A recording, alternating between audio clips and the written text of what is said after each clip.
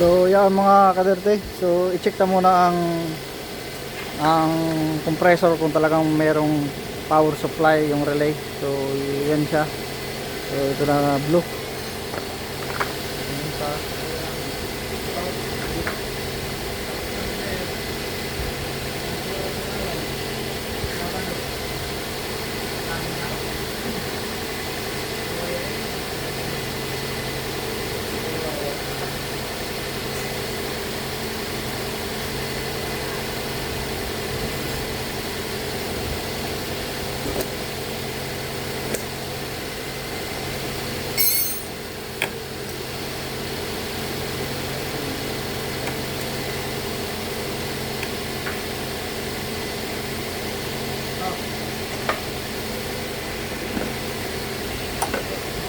So yan, check tayo na relay.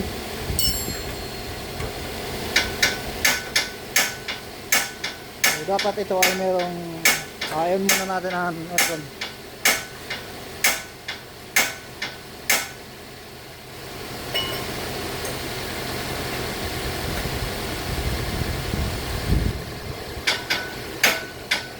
So yun, nakauna siya. So check natin.